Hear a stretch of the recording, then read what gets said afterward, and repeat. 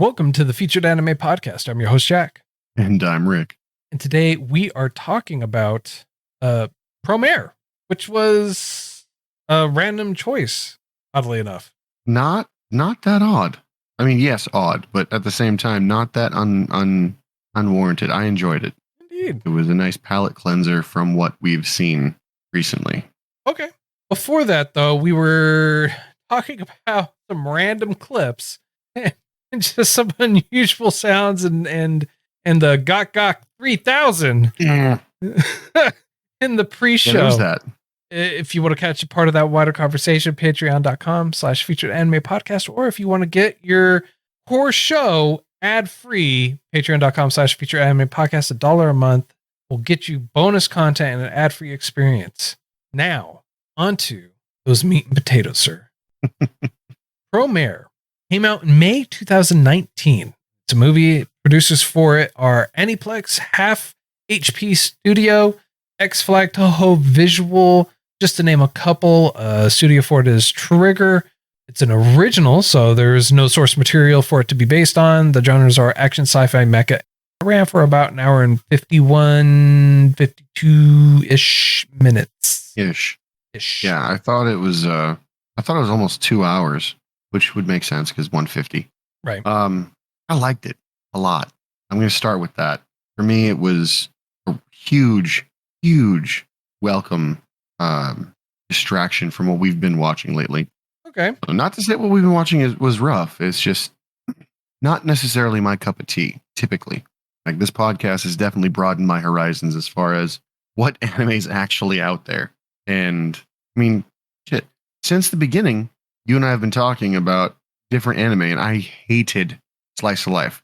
Granted, this was not Slice of Life. I want to point that out. But I was so against Slice of Life, it was almost scary. And going through this, I found out that Slice of Life ain't that bad. No, it's not. And some of your favorite shows that you didn't know were Slice of Life were actually Slice of Life. Sadly. I feel like I've been bamboozled into liking Slice of Life. Some of our highest rated shows were Slice of Life. Your Lie in April, for instance. Yeah. Yeah. Now, that said, this is definitely not Your Lie in April. No. However. Not even close. However, this is more my speed. This is very reminiscent of Gurren Lagann. When I first saw it, I was like, if Fire Force and Gurren Lagann had a baby, this would be it. Well, and I'm a huge fan of both. From what I remember, the director for this is and the writer is the same as Gurren Lagann. That makes sense. And as far as Aniplex goes, I was super happy to see that they were a part of this, because honestly, if they weren't, I would have expected them to have a hand either in production value in something. Just based on the fact that everything that we saw it's got Aniplex written all over it, I feel. Aniplex or Aniplex? Because I don't know Aniplex. We say this feelings? all the time, man. We say this all the time. We do. Aniplex. Aniplex. Aniplex.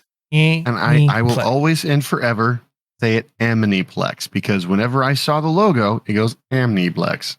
Yeah, but you can, that's all right. I can read, but I'm not very good at it. Yeah, which is why you prefer dubs over subs. Wow, that's not entirely true. Not entirely wrong either, but not entirely true. I want to point that out.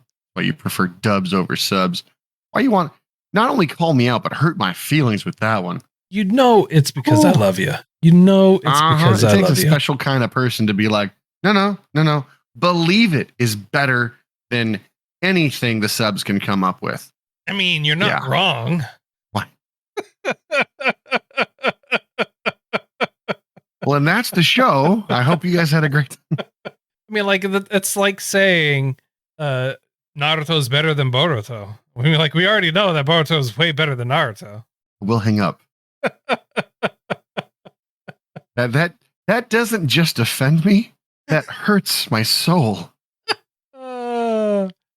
Much like how our main protagonist in this show always has his soul on fire. Gallo says His soul is always on fire. It's burning with the passion to be able to just put out and extinguish these fires and save people.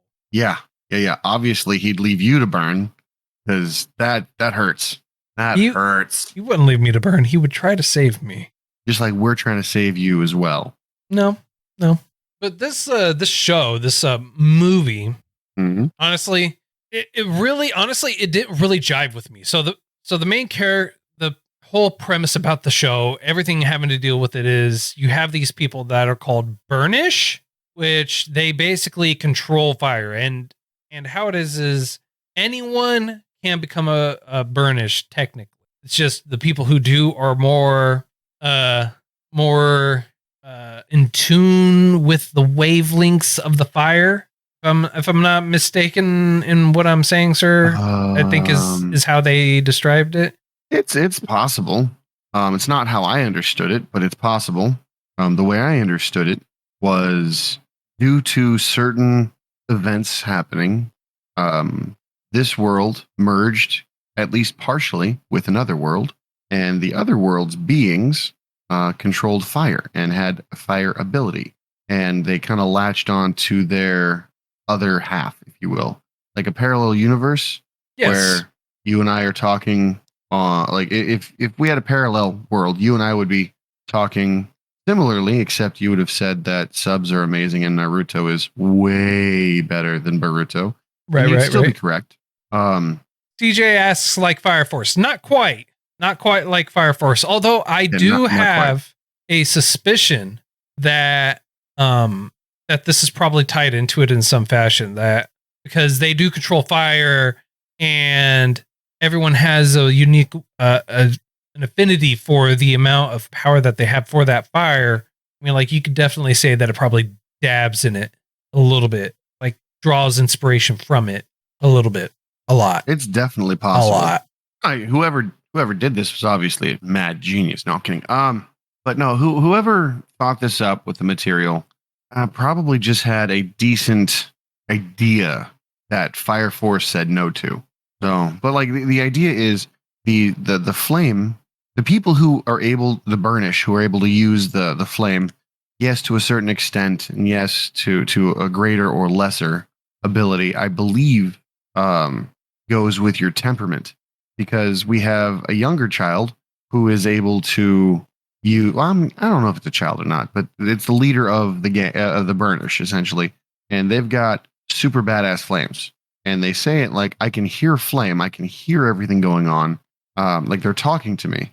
Well, it turns out that the Burnish aren't using fire so much as their souls have merged with the beings from the other universe. So they found their one-on-one comparison. Yeah. And yes, you get angry or something. It's an emotional. Kind of.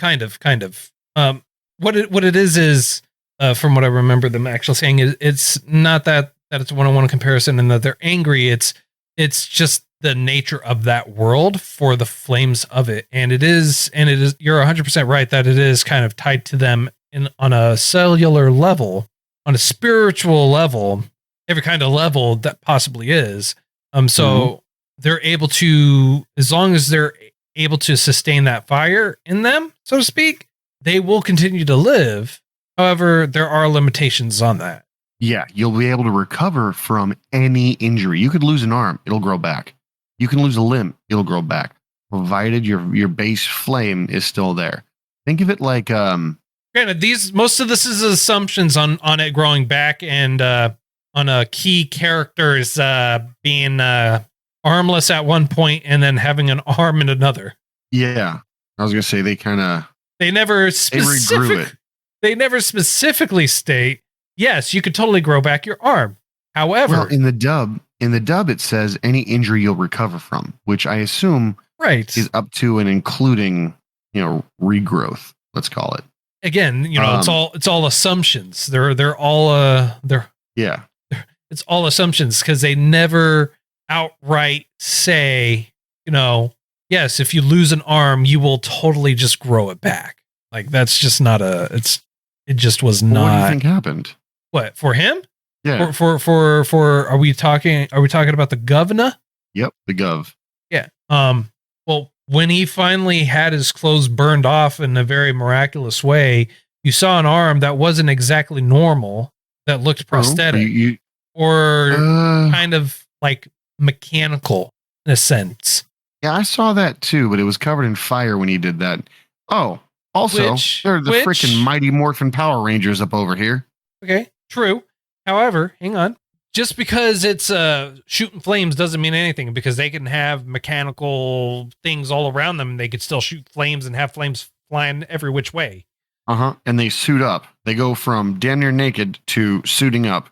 And all of a sudden, the flame turns into this like medieval armor looking thing. Right. And I thought it was kind of cool because you're like, every character has their own armor, has their own weapon, has their own. Yeah, by the way, how the hell are they pulling weapons out of nowhere? Like they're like, it's fire weapons. And poof. Fire weapons, sir. With fire metal weapons. Handles. Hey, I'm sorry. We're talking about flames that they could control that literally would smash into things, that had a physical value to it, that you could shoot with an ice bullet to freeze. I think fire with fire. No, you're not fighting fire with ice. Yeah, I think we're past the point of that. You know, so are we okay to do a big reveal about a certain character or no? Well, are we talking about the governor? Yep, the one where we talked about him already being burnished. Is that the big reveal you were leading up to, where I already had said kind of, sort of. Okay. So it was alluded that he had some kind of power, and nobody blinked an eye at him regenerating an arm or using his second arm after that's lost. Why I said it's, we can only make that assumption, mechanical. And it looks mechanical, right? That's why no one would bat an eye, right? I mean, like, you wouldn't bat an eye if he had all this technology and everything like that. You're in a world where there's mechs, right? Yeah. Okay. So what would be wrong with someone actually just regrowing or not regrowing? Sorry, replacing their arm with a mechanical instrument. I mean, it's possible. It's 100% possible. I mean, you got a guy over here who was killed, but he backed up his mind into a computer and ended up going further and further on. Yeah. So I don't think it's really quite a matter of like, oh, no one bats an eye at this one particular thing. It's more so he's got a prosthetic that just happens to be very realistic and usable. It's possible. So I bring it up to say this. I knew that he had some kind of power when he went to fight another burnish with his fist. Oh, and well, here's the thing. He actually showed an ability in the palm of his hand. Yeah. And I was thinking to myself, maybe he's an Iceman. You got Fireman over here. Maybe he's an Iceman. Maybe he was so confident he could take on the flame because he could cool it down, kind of thing. Nah. Later on. Well, here's the thing. Later on, it's dispelled because obviously you can see he was using flames so hard, and he was. It was dispelled almost instantly. Strong. It was dispelled almost instantly because, or even before then, you know why? Instant. Because if that were the case, if he had a quote unquote ice ability, he would have made use of that ability, and also the fire at the time that he used that he saved Gallo from would have been easily extinguished. Well, here's the thing. Here's where I was like, maybe. Because Burnish were treated as others, treated as negative people, as bad people, as terrorists, essentially, specifically because they had the ability to use fire.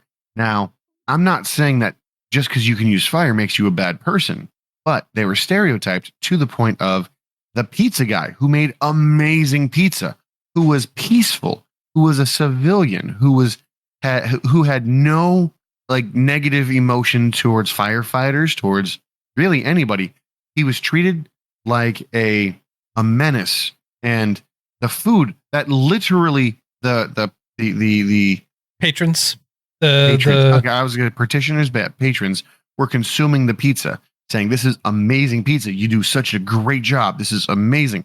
They found out he was a Burnish, and he says, "Oh my God, this is trash pizza. I can't believe. I feel like I've been eating shit. Literally, that's what was said. I feel like I was No, eating. they said I can't believe we were eating this. A burnish was eating it or made this, and it's like they were treating it not so much as shit, but treating it more so like it was poison. Like it was like they had just eaten something that was poisoned. Yeah, not good. And stuff like that. I could have sworn in the dub. So I had the subs on while I was watching the dub, and I could have sworn it was said that it was iterated that one of the customers said it felt like he was being served shit. And I was like, that's such crap. Now, to be fair, and to help kind of like illuminate some of the ideology that you have that is with it. To be fair, the reason why they were brandished terrorists is because they were terrorists. Yeah, most of the time you would lose control. It's like when you awakened your ability, you lost control. Not always. Not always. So, in fact, Well, I'll tell you this. okay. Because I actually watched the two 10-minute prequels that come with this, and they actually I deal didn't. with this. And so Oh. they were specifically talking about how no one knows why or when or at what point your powers unleash and why they become a burnish. Also, the kid, the leader, who is the Mhm. Mad Burnishes or whatever, Yep. only recently became the leader and instituted the no kill policy. Before that, they would just mad kill everyone. Interesting. So you watched the prequel. Maybe you can enlighten me. Mhm. What caused them to change? They don't talk about that. They just talk about the events leading up to the movie. So Gotcha. how Leo came into it, and they do talk about it because in the prequel, one of the characters actually starts becoming a burnish because of a fire. And you have So there was a catalyst. yeah, kind of like a catalyst for it. But there's no real discussion or knowledge behind why someone becomes a burnish or at what point pushes them to become a burnish. Sometime you could be totally walking down the street, all of a sudden, boom, that's it. See, according to what the movie shows, the only people that turned into a burnish were people in frustrating situations. Right. There was a gentleman in traffic. He was yelling, screaming while in the car. Yes. And then he got the burnish power and blew everybody up. Yeah. Another but one those are the was having ones a that fight. started like letting their No, power I go out believe of you. control. And that was the Yes. very beginning because they also Correct. delve deeper into the burnish later on in the movie too, talking about the parallel do, between yes. the worlds, between the Yes. Well, I feel like professor and Mhm. the professor doing his experiments and trying to figure out them, and the technology behind being able to do the fire suppression as well. So like they go into the detail for it all. There is Well, it's I feel just like in the beginning, it's just I feel like that the the prequels kind of help flesh it out a bit. yeah, flesh it out a little bit, at least Mhm. for who the burnish are and why they came to that policy of no killing. Well, that's fine, but I feel like the movie was originally if I had to break the movie up into sections, the first third of the movie, maybe the first fourth of the movie, maybe it's a shorter time, feels like a propaganda hit piece against Burnish, because according to our knowledge, they're terrorists, Mhm. they're evil, Mhm. they're malicious, Mhm. nothing's good about them. They're barely human. They don't even recognize themselves as human. Which is That's only for 100%, the first. but that's true. And this is They why don't see themselves as human. no, they really don't. And the Leo even says he's like we are not the same as humans. And you know they talk about the evolution, how they're different from them, which is true. I mean, like technically they're not technically humans in the traditional sense. They're They're only elevated. slightly altered. Yeah, they're only slightly altered, and that alteration goes away eventually. But I say all that to say I felt like because the Burnish were ostracized and the Burnish were treated so poorly because they weren't full human, that the governor or Gov was hiding his power to avoid being persecuted. That's why I thought maybe he was an Iceman. They treated the fire people so poorly, but all of the fire people have ice abilities, have not abilities, but ice weapons. And I was thinking, well, it had to come from somewhere. If a Burnish and the Gov fought and he had ice powers and he realized ice powers were effective against the fire, hey, that's a fantastic place to start to kind of make ice the good guy. You know what I mean? Yeah. I mean, it did help make him billions as well, but that's how I figured the second. If we're breaking into 4 parts, the first part was Burnish or bad. Second part was ice was good. Third and fourth was kind of a humanize. So the third, fourth, so 3/4 into the movie, it starts to be. I feel like you're trying to justify your argument, and it's starting to crumble apart because you're thinking about everything. Just spout it out. Just spout it out. Just spout it out. Don't. First, fourth, Burnish or bad. Second, fourth, ice is good. Third, fourth, Burnish are actual people. Fourth, everything comes out to be a proper resolution where you actually identify who the real bad guy is. So basically, you just described every movie plot ever. Yeah, that is totally it. You have your introduction, you have plot points, you have the peak of it, and then you have your conclusion. All right, thank you. I have never once went to like film class. I flunked out of most of my classes in school. I'm running off the seat of my pants. If it took this long for me to learn what a proper movie is, we are solid. I mean, you know, I'm a little late to the party. You're hosting the party. I'm a little late to it, but fashionably, I might add. No. No, there is no fashionably late. Right? You're either there or you're not, sir. These doors. I'll say this, all right, to get us back on track. Let me just say this. So you have the Colonel. Mm-hmm. Okay. I loved the fact that the Colonel was actually just a big head with a tiny body. and really, why? Why wouldn't I love that? No definition. What do you mean, no definition? The Colonel was he was a big head with a tiny body. Yeah. Literally. Mm-hmm. Yeah. Why?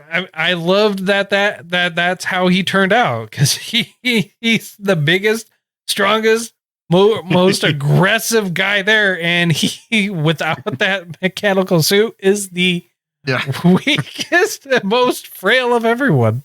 I was gonna say that's all he is. Literally, it's all he's just at the absolute best option. He's Darth Vader with no force ability. No body, all suit, and pure intimidation. Pure, ruthless intimidation. I don't think so, man. I don't think he's that. You didn't see him as being super intimidating to everybody except people on his side, and even sometimes people on his side. I just honestly saw him being very loud and obnoxious. I mean, you're not wrong. Okay, well, there you go. I mean, I didn't find him intimidating. I just found him being loud and obnoxious. I understand what you're trying to say. I understand what you're trying to say, but I'm just saying, like, I just more so felt more along the lines of how he approached things is like, in the end, it really never mattered to him about anything. No, he just wanted this. He wanted the status and the power that came with it. Hey, that's it. It's like, I followed the rules. I got to where I'm at. Now I'm enforcing the rules. So I wonder if he and the rest of the Freeze Force knew that the governor was a Burnish. I don't think so. And the reason I don't think so is he seemed to have such a distaste in his being for the Burnish and anything not following the rules. And I personally believe if he had any suspicion that he was able to accurately prove that there was even a possibility that the governor would have been a Burnish, he would have turned on him so hard, because that's a possibility for him to move up the ranks yet again. Yeah. He's out for number one. And if there was any chink in the armor, any little chip that he could see, any little gap in the armor, like through the shoulder blade or the armpit, he would have stabbed like mad, because I want to say that he is the embodiment of Napoleon, like the Napoleon syndrome. So he was a short man of short stature in a really, really big suit, trying to prove to everybody how strong he was. So I think he was incredibly power hungry, and he would have, I believe, made the attack if he thought it was a possibility. Yeah. No, I get that. All that to say, you agree with me. I mean, I said it like 3 times beforehand. I get it. You did. But you know what my favorite sound in the world is? My own voice. Oh. I don't know, man. I mean, like, honestly, this show, I keep calling it a show, this movie, Mm-hmm. it was all surface. It had like 100%. it was like no deeper. If you wanted something flashy and gaudy and just going out there looking like you're watching a rave happening, you know, like you're having a party. This is the movie for you. Like, that's how all the lights are all the time. Just shooting every which way, beams of red and blue just going every which way every single time. Yeah. If you're epileptic, do not watch this. Exactly. Yeah. If you are epileptic and want a good time, watch it. No, God, no, don't watch this. Don't watch. If, like, normally it's like, if you can have seizures induced from flashing lights and all this other, it's like, you have to like paste it on the screen so you don't forget that this movie, like 75% of this movie is going to be that. Yeah. There's going to be flashing everywhere. If the Pokemon episode of Porygon gave you problems, this will definitely give you problems. If Dragon Ball Z gave you problems, this will definitely give you problems. So yeah, they should have had a disclaimer. Hey, for your safety, please don't watch this if you have the following conditions. Consult your doctor prior to viewing. Right. All right. Okay. I don't have too much else, sir. How about you? I think I got one more point that might, I'm hoping, raise your score if it's not rock bottom already. It's not rock bottom. It's not too low, but it's not too high. I liked the explanation of how their power came to be, and I liked the explanation of how what the true desire of the flame actually is.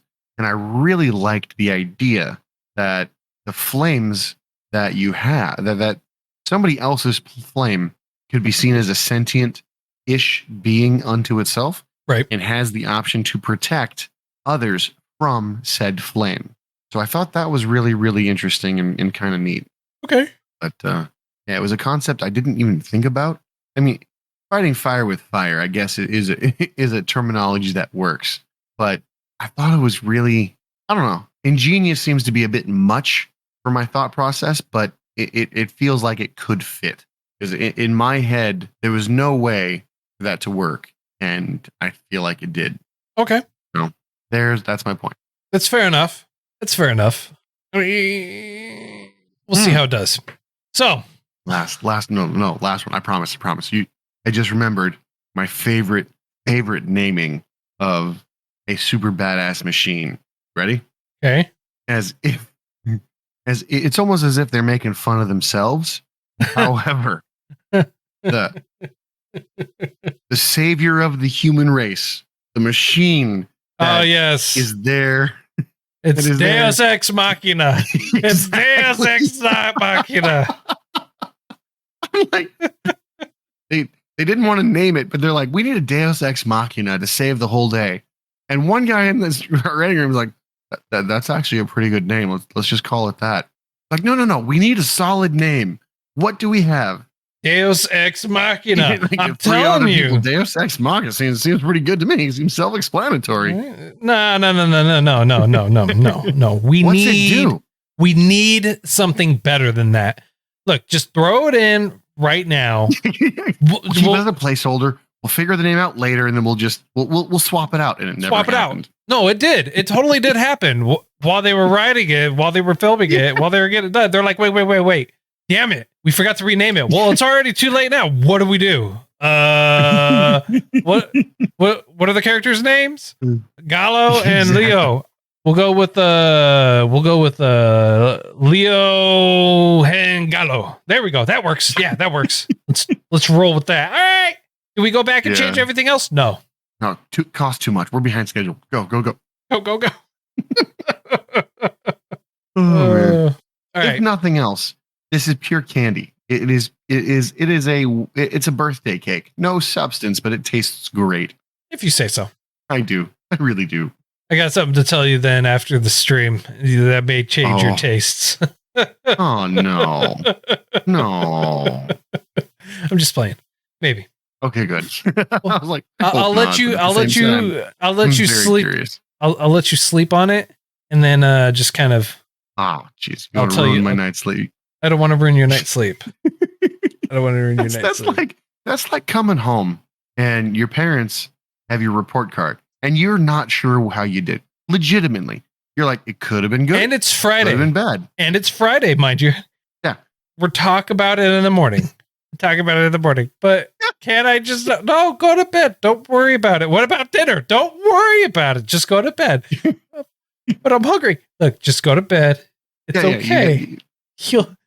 Mom and dad need to discuss what we're going to do. Look, with you. Be like Yoda. Survive off the midi-chlorians in the universe. Right? It's like, okay, is this going to go to Disneyland or is this going to go to grounding for the rest of my life? Anyways, on a scale of up to 10, how would you rate this? Definitely not a 10 because it didn't give me the substance. There was no depth to it. It was literal just cavity-inducing candy. Animation style is something I'm a fan of. I mentioned at the beginning of the podcast that this was a nice breath of fresh air and right up my alley. Reminded me a lot of Fire Force and Gurren Lagann. I like them both. I mean, obviously there was a lot of inspiration pulled from it. Yeah. Doesn't help. It also helps that the director for it was the same for Gurren Lagann, but also for Kill la Kill. Yeah, I was gonna say there were definitely some aspects to Kill la Kill, and it is. Again, I love that one. They're all tied. They're tied together. So I'm gonna give this a solid 8. Okay. Yeah, solid. I'm giving it a 5. What? I'm giving it a 5. Why? I mean, I didn't find it that entertaining. It's certainly a movie that I will never watch again. Really? Yep. This is a one and done type of movie for me, man. Wow. See, this is where our tastes differ because I've already recommended it to 3 other people, and I would gladly watch this again. So I might actually. Now, did you watch it sub or dub? I watched it subbed. That's your problem. I couldn't get past the voice for dubs. I couldn't get past the voice for subs. So I tried. God, I tried. I just the story, the music, the artwork was all right. It wasn't great. It was just okay for me. It wasn't anything to write home about. The story was just kind of there. It had no real substance to it. I do have my shows and things that I like to watch that are like that. However, this was not one of those ones. I can understand the negative points there that you just said. But for me, I guess the reason why I rated it so much higher than you, probably because the anime style, the animation style is something that draws me in, and I like simple. I mean, hell, I watched Dragon Ball Z where they spent 9 episodes screaming. So I mean, I watched Dragon Ball Z too. I mean, that doesn't mean anything. I'm still in my Dragon Ball Z phase, and you're just like, I want Dragon Ball Z Kai. No, I don't want that. Why would I want that? Have you ever seen it? Yes, I have. Really? Yes. You don't like Kai? No, I don't. We'll talk about this later. Okay, Okay, no. Yes. Right. In the post show. 5, me, you, 5, 8.